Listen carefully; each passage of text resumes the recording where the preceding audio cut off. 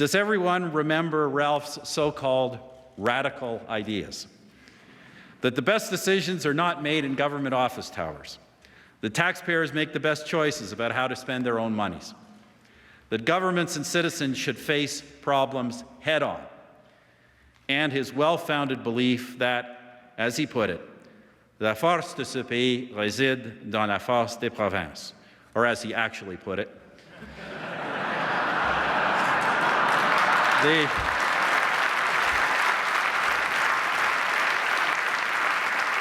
the strength of this country lies in the strength of the provinces.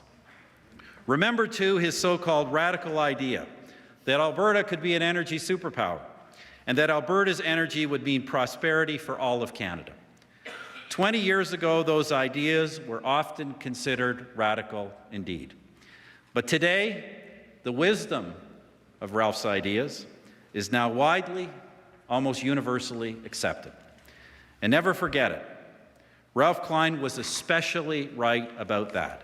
L'industrie énergétique de l'Alberta apporte en effet la prospérité. Energy industry in Alberta brings prosperity for the whole country. It does bring prosperity to all of this great country.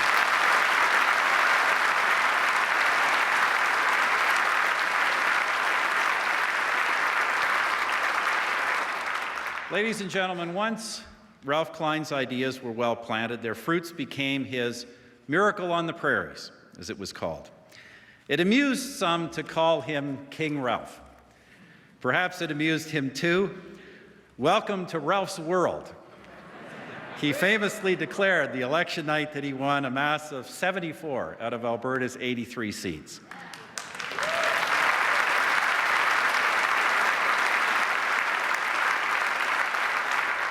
But the love that Albertans had for Ralph Klein, and I don't think love is too strong a word, was based on something other than the extraordinarily successful management of Alberta's finances.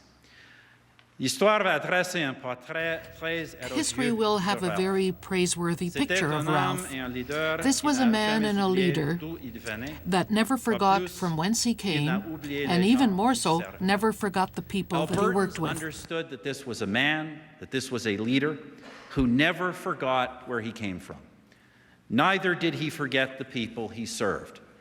A man equally at home in the Petroleum Club or in the St. Louis Hotel. Well, maybe not quite equally. Ralph had, as many have noted, many opponents, but precious few enemies. He was affable, straightforward, and he had a gift for saying what ordinary people were thinking, often in a way that made us smile.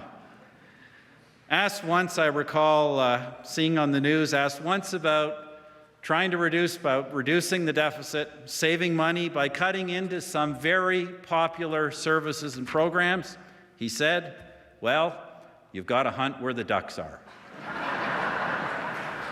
He knew every part of Alberta. He knew us. And Albertans knew and respected Ralph Klein for his honesty and for his principles. Above all, Albertans responded to his vision of Alberta as a rock of confederation, a vision he brought to life, the vision of a mature, forward-looking Alberta, yet one that never lost sight of the rugged values on which it had been born and raised. That was Ralph. Agree or disagree, you knew where he stood, and so to Albertans, he was King Ralph. I remember that phrase, people outside Alberta don't get that. He was King Ralph. We said it in a way that we never meant it. He was King Ralph only in the sense of being a king-sized character. But in personality and demeanor, he was really to us Citizen Ralph.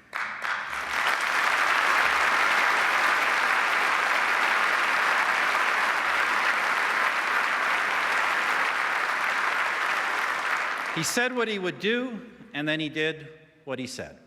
I admire that. We all admire that. And when he was installed last November by the Governor General as an officer of the Order of Canada, it was welcomed with great affection by all of his fellow Albertans. Ladies and gentlemen,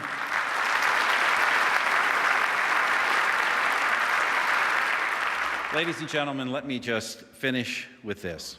Ralph Klein was faithful and true. True to himself, faithful to the people of this province, and always a proud Canadian. So to Citizen Ralph, we say, hail and farewell. Your fellow Calgarians, Albertans, and Canadians will always remember you.